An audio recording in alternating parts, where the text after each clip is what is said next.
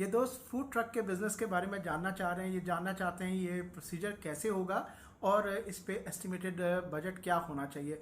बहुत सारे दोस्त ये समझते हैं कि फूड ट्रक का बिज़नेस बहुत आसान है और बड़े सस्ते में बन जाता है, जबकि भाई ऐसा बिल्कुल नहीं है।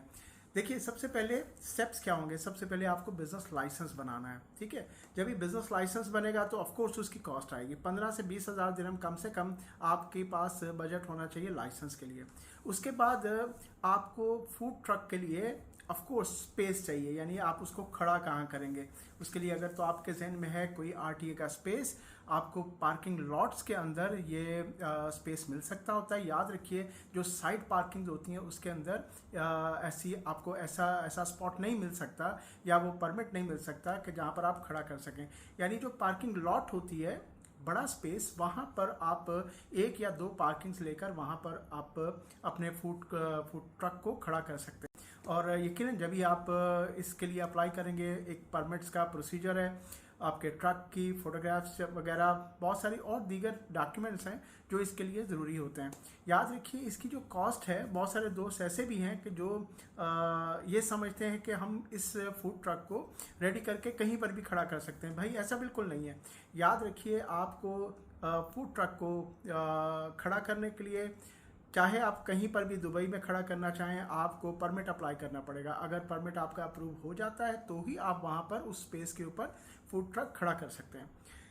फूड ट्रक के बिजनेस के लिए बहुत सारी रिक्वायरमेंट्स हैं। याद रखिए, आपने इस लाइसेंस को दुबई म्यूनसिपैलिटी में भी रजिस्टर करना है, यानी फूड वॉच में भी रजिस्टर करना है। उसके बाद आरटीए में जब भी आप रजिस्टर करेंगे तो उनकी भी फीसेज आएंगी, और जिस पार्किंग लॉट में आपने खड़ा करना है, अगर अप्रूव हो जाता है तो उसके भी आपको रेंट अदा करना पड़ेगा। जैसे आप दुकान के लिए रेंट अदा करते हैं, उसी तरह आपको आरटीए स्पेस के लिए भी रेंट अदा करना पड़ता है। अब मैं उसके लिए एक आपको आइडिया दे देता हूँ। जब भी आप एप्लीकेशन बनाते हैं, नॉर्मली 220 दिरहम में एप्लीकेशन, फिर परमिट फीस आती है तकरीबन 5000 दिरहम इसकी परमिट फीस आती है। जिसके बाद साइन बोर्ड के लिए तकरीबन 600 प्लस आपका साइन बोर्ड पर लग जाता है। और उसके बाद आपको इंश्योरेंस, या जो अगर डिपॉजिट आप करना चाहें इंश्योरेंस की जगह, तो 2500 आपको डिपॉजिट करना पड़ता है, जो रिफंडेबल होता है। जो पेड पार्किंग स्पेसेस हैं उसके लिए आप ध्यान में रखिए ए और बी। अगर हम ए और बी कैटेगरी में जाते हैं, वहाँ पर 18,000 से लेकर 27,000 दिरहम तक सालाना फ़ी हो सकती है रेंट की, यानी जो आपको आरटीए चार्ज करेगा।